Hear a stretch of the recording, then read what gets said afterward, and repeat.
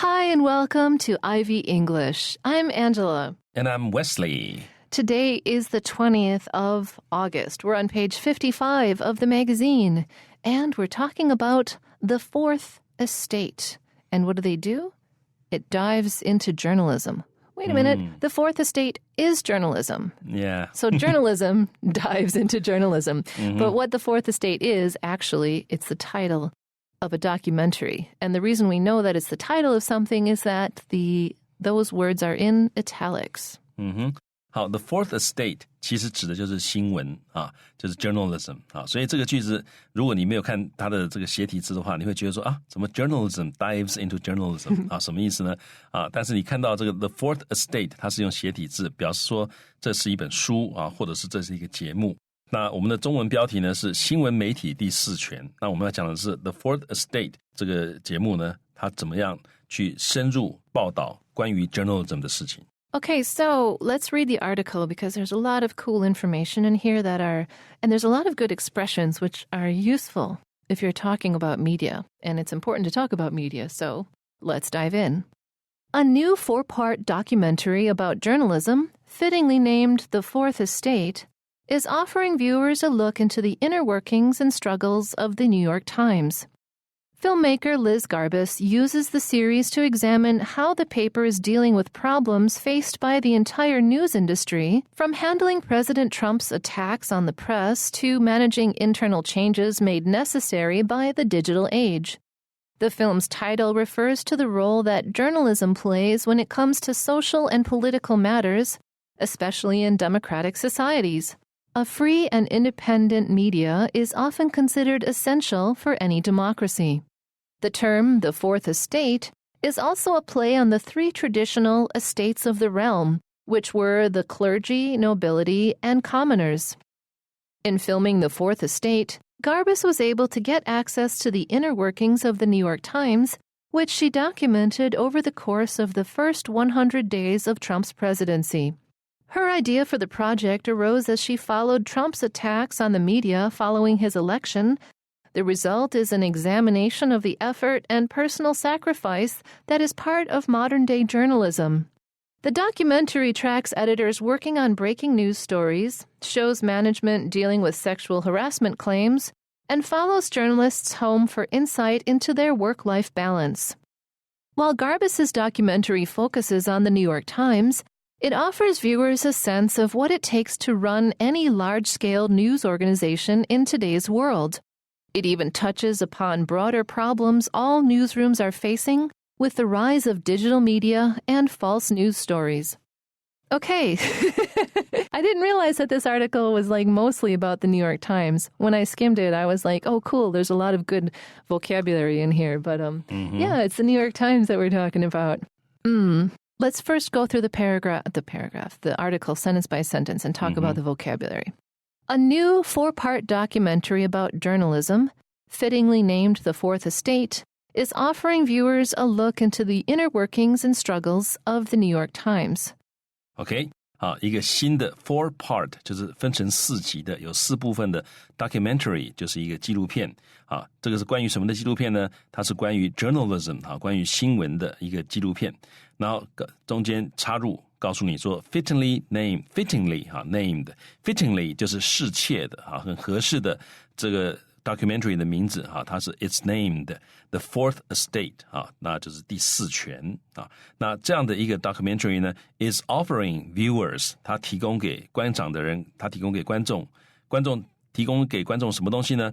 A look into 啊，让大家看一看啊，看什么东西的内部叫做 a look into 啊，让你看一看什么东西呢？看 the inner workings and struggles of the New York Times。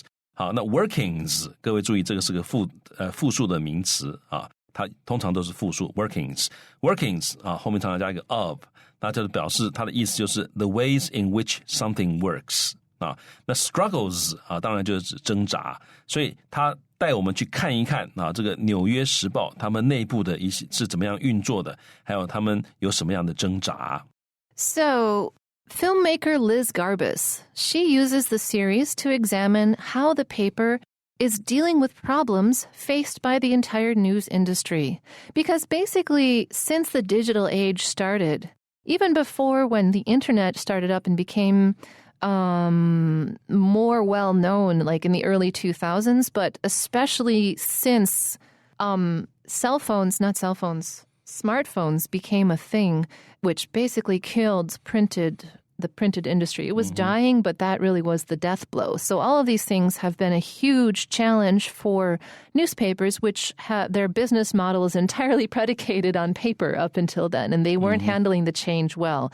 So this issue of changing over to the digital age has been a major, major challenge for every publication in the world and also the whole publishing industry.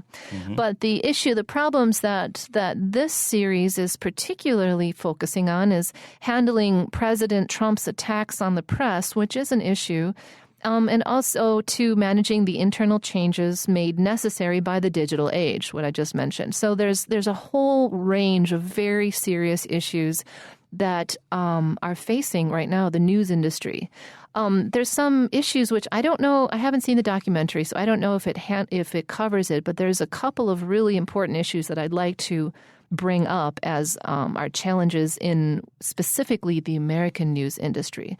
The first one is that because of the sort of changes involved from the digital age, the transition to digital age, in the last 5 years, more than a quarter of journalists have disappeared.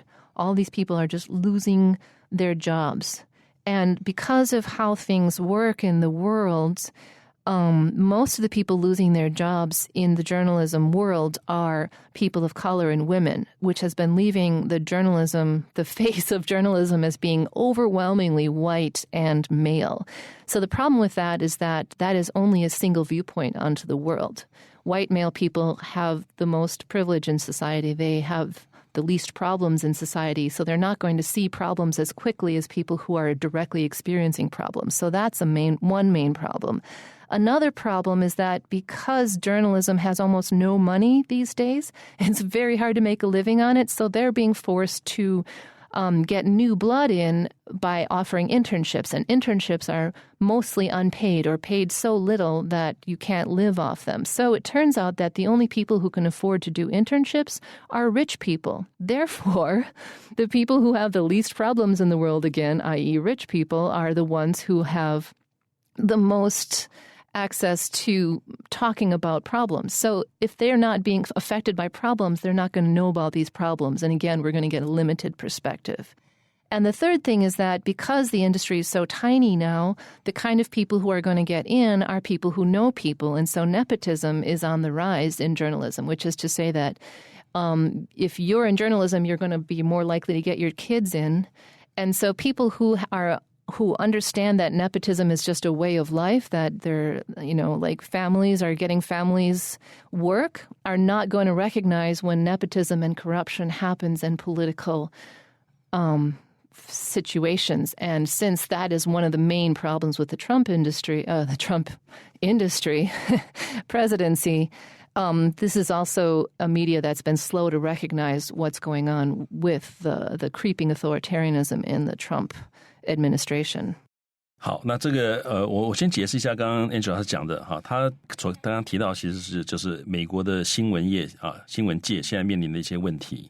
好，那主要是有3点哈。第一个问题是因为数位化的到来那尤其是这个智慧型手机发明之后，其实对于传统的新闻业有带来很大很大的影响。好，所以有将近1/4的这个跟新闻相关的工作其实已经消失了。那当这些工作消失的时候呢，被资遣的或者被消失掉的这些新闻工作人员呢，其实大部分这个有一种说法了就是大部分都是有色人种还有女性。所以现在留在新闻业里面的这些人呢，大部分他们都是这个白种的男性所以如果说大家都是白种男性的话呢，他们的观点就会受到一些限制因为白种男性基本上他们是比较 privileged 他们是比较这个通常是拥有资源的，或者是比较这个薪水比较高的，或者是他们的生活阶层跟一般人比较不一样的所以这个是一个问题。那第二个问题呢，就是钱的问题，因为新闻业现在赚不了大钱的，所以这个只有一些很有钱的这个新闻业的老板他有钱可以请啊，尤其是请一些可能是一些实习生啊什么的。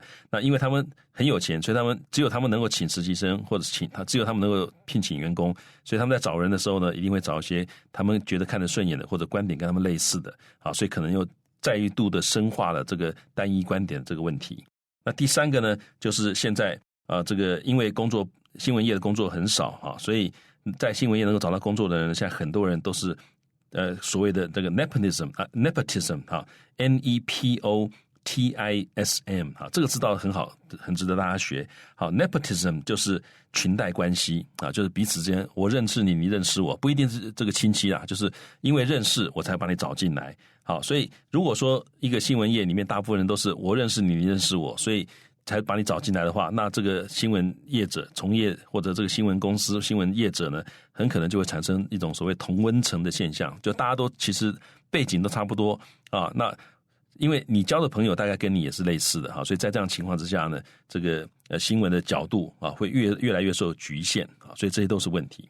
那我们再回来看看这个句子，他讲什么？这句子其实也蛮长的哈。他说呢，这个 filmmaker 就是他可能是导演，可能是制片啊，他的名字叫做 Liz Garbus， 他使用 the series 就是这一系列的4集的节目呢 to 来干嘛呢 ？examine 来检视 how the paper 就是指这个报社啊，就是这个《纽约时报》，它如何的 dealing with 它如何处理 problems 处理一些问题。那是什么样的问题呢 ？Problems faced by the entire news industry， 这些问题是整个新闻业所面临的问题啊，这个 face 在这里就是 be confronted by 的意思啊，整个新闻业所面临的问题，那纽约时报是怎么处理的？那这些问题是什么问题呢？又来了一个 from 什么什么 to， 就是这个问题的范围从 A 到 B， 好 ，A 是什么呢？从这个 handling， 他们要处理啊 ，deal with 或者 cope with， 他们要处理这个川普总统对于媒体的攻击啊 ，President Trump's attacks on the press 啊，这是从这样的这个问题一直到怎么样 managing， 他们还要处理啊，他们要经理，要这个处理 internal 内部的一些 changes 一些改变。那这些改变是 which are made necessary by the digital age 啊，由于数位化时代所带来数位化时代的来临所必须要做的改变，所以他们要处理很多问题。这个问题从川普总统对于这个新闻媒体的攻击，一路到各式各样的问题，一直到要处理内部必须要做的一些改变啊，所以他这个检视了这些问题，然后还有检视了这个《纽约时报》是怎么样处理这些问题的。So if you're interested in figuring out or finding out more about this point of view of what's going on with journalism in general, but specifically in the United States, there's a really good podcast, which is called Gaslit Nation, which is GASLITNATION, and then it's .LIBSYN.com. And the particular show which describes this is in October 17th, 2018, and it's called The Media Industry is Complicit and Good Journalists Pay the Price. And it basically explores all of the problems with doing good journalism in the era of Trump.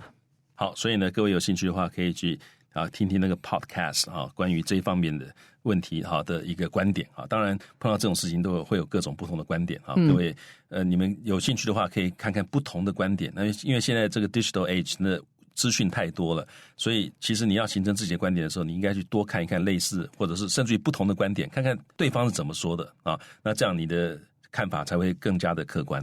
Yeah, it's really true. It's really important to see a number of different perspectives because everybody has their own perspective and no one is going to be unequivocally the truth. Yeah. So when an outlet is like, we're going to talk about both sides, it's like, well, no, you still have a point of view. And it's important to compare points of view to learn what's going on. 所以这个很重要要多比较。Yeah. So in the second paragraph of our article here, it says, the film's title, which is called The Fourth Estate, it refers to the role that journalism plays when it comes to social and political matters, especially in democratic societies. When I was growing up, media was considered, people took this very seriously, that media was the fourth estate, that it was one of the pillars on which a free and democratic society was built, a free and open press. 好，所以呢，这个其实媒体刚刚开始在兴盛的时候呢，那个时候很多人谈到说，媒体其实是一个很重要的一个民主政治的一个支柱哈，因为这个民主一定要搭配一个开放的媒体啊。那如果媒体不够开放的话，民主就会有很多问题啊。那事实上，媒体如果不够开放的话，不止民主会有问题，所有的政权都会产生很多的问题。好，所以我们可以看到说，这个句子他讲说，这个纪录片它的 title 它的标题呢 refers to 指的是一个角色 the role， 这个角色是 that journalism plays， 是这个新闻 journalism 他们所扮演的一个角色。好 when it comes to 就是当我们谈到什么时候新闻扮演的角色呢？当我们谈到这个社会 social 还有呢政治 political matters 社会的议题政治的议题的时候呢，媒体所扮演的角色，尤其是在一个民主的社会里面所扮演的角色啊，所以这个是非常重要。在一个民主社会里面，媒体在社会议题、在政治议题上面，他们所扮演的角色啊，那这个 film 他谈到这个 title 就第四权指的是这件事情。Okay, so a free and independent media is often considered essential for any democracy. Often, I would take out. It is essential for any democracy. This is what I've learned since I was a baby. In school, all the media, everybody said this. This is a thing that was understood. And I'm feeling like now this is being less understood. Like, especially with the rise of the internet and all the really kind of crazy new sources of information. Yeah. 好，所以呢，这个其实他说一个自由的、一个独立的媒体 is often considered， 其实不只是 often， 它应该是被 considered 啊。那这个 essential 就是非常重要的啊，极端重要的 for any democracy， 任何的民主都是非常重要的啊。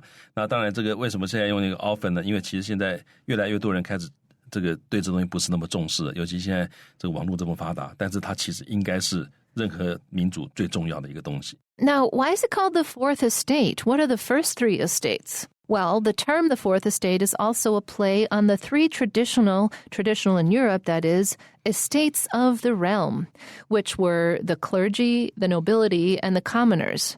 I wouldn't have put it in that order. The three states of the realm were the nobility, the king, the queen, and those, the important leader-ruler types. And then the clergy, which are the representatives of the church. So you had church and state. And then the third estate was the commoners, the people who were ruled.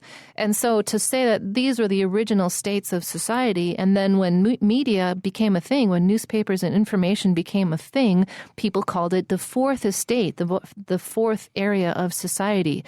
And yeah, it's a necessary part of democracy. If you don't have media, if you don't have information, how can people decide what's right and not?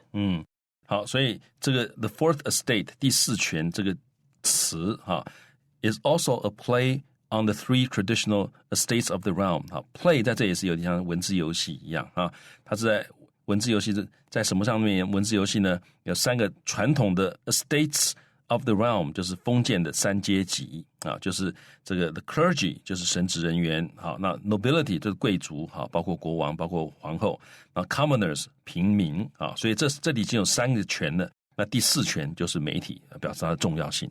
Now, in filming The Fourth Estate, this documentary, Garbus was able to get access to the inner workings of the New York Times.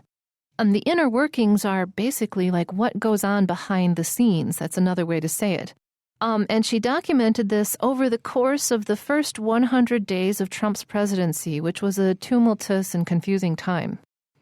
好，那在拍这个第四权这个影片的时候呢 ，Garbus was able to 他得以 get access to 就是接触到 the inner workings 就是内部的运作啊 of the New York Times 纽约时报的内部运作。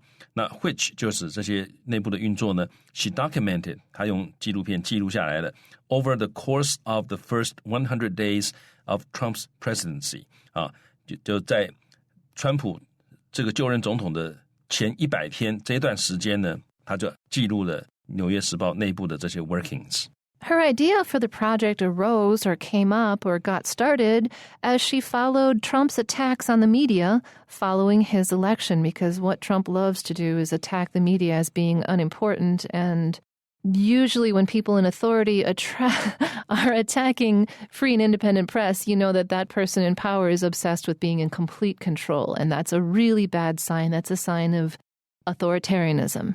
好，所以呢，他说呢，这个他的 idea for the project， 他想要拍这个影片的 idea 想法是 arose， 就是 come into being 啊，或者是这个 originated 啊，或者 came into being， 它是来自于哪里呢？起源于什么呢？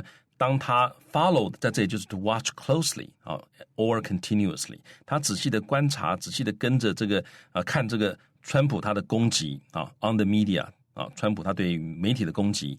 好 ，following his election 啊，他选完这个他的选举啊之后呢，就开始攻击了。The documentary is the result. And so the documentary is an examination of the effort and personal sacrifice that is a part of modern-day journalism. So there's a lot of work that goes into making the news, and there is a lot of personal sacrifice that goes into bringing true things to people. It's not an easy or a fast process. 所以结果就是一个检视哈 examination， 检视什么呢？ The effort and personal sacrifice， 就是一些努力还有个人的一些牺牲。That is part of modern day journalism。 那这些都是现代的新闻的一个部分。So the documentary tracks editors working on breaking news stories. And it shows management dealing with sexual harassment claims and follows journalists home for insight into their work-life balance. Wow, there's a lot in this sentence. So the inner workings of the New York Times or the inner workings of any journalistic enterprise has got these different elements on it. One is that the editors, the people whose job it is to compile and choose what's the newsworthy thing, and so they're working on breaking news stories. What do we say about this thing? How do we respond? What's the important thing to say? These are super fast and important decisions that have to be made. And then it also shows management dealing with sexual harassment claims because the Me Too movement has sprung up and people have to take it seriously. And especially when a lot of the stories that come up are showing that people within media, people in higher senior positions of power in media companies are actually promulgating sexual harassment and the repercussions on the industry. Like this is also a big thing that the journalism is dealing with right now. And it also follows journalists home for insights into their work-life balance, which most journalists would be like, there is no work-life balance, there's just work.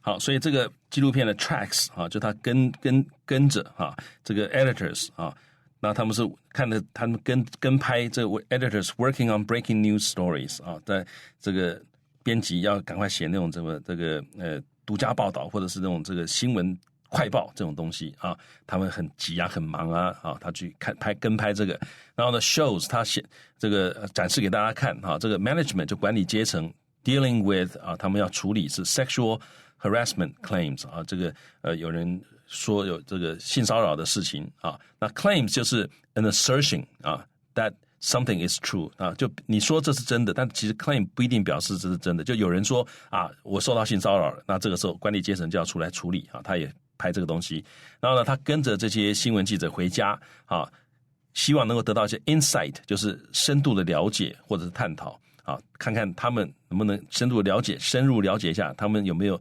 能够在工作跟生活之间得到平衡啊 their work-life balance.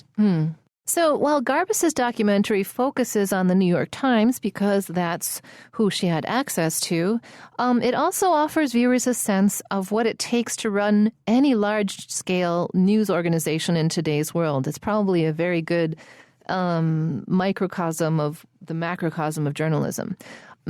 好，所以呢，他的这个纪录片呢 focuses on 它的焦点是纽约时报啊，然后呢，这个虽然是这样子，但是它也提供给 viewers 一个感觉，就是 what it takes 啊，你需要什么样的付出才能够 run 啊，经营一个 large scale 一个大规模的 news organization 一个大规模的新闻机构啊 in today's world 在今天的世界里面。It even touches upon broader problems all newsrooms are facing with the rise of digital media and false news stories. 那它也 touches upon 就是 refer to 或者 discuss briefly 好，它也碰触到的一些 broader problems 更宽的更大的一些问题啊，这些问题是所有的 newsrooms 其实这个新闻室啦，但这里指的就是新闻媒体啊，这个所有的新闻媒体都面临的一个问题啊。那在什么样的情况之下面临呢 ？With the rise of 就是因为现在 digital media 这个数位媒体已经兴起了，然后呢，有所谓的 false news stories 假新闻啊，在这样的面临这些问题之下呢，这个新闻界要怎么样去面对这些问题？ So today's topic is more serious, and we used a lot of complex language about it, but there's nothing more important right now in the world that we have today, that we have good, clear, and true information that we can depend on. Yeah, 所以在现在的世界里面，其实真实的这个资讯，这是非常非常重要的。那这也是媒体一个很重要的责任。So we have some questions here for you. Number one is, what does the documentary's title, The Fourth Estate, mean? 好，那这个第四权的名称意思是什么呢？ It is a reference to the role of the press in a democracy. That's answer B. 好，答案是 B， 它指的是民主社会里面媒体所扮演的角色。What was number two? What was Garbus's inspiration for this project, according to the passage? 根据本文，这个 Garbus 对于这个企划的灵感来源是什么呢？ The answer is D, Trump's hostility towards the press after winning the presidency and continuing on to the present. 好，答案是 D， 川普在当选总统之后对于媒体的敌意。And number three, what does the author indicate is a problem for news organizations in the last paragraph? 作者在最后一段暗示的新闻机构所面对的问题是什么呢？ The answer is B, handling the increase in digital forms of news.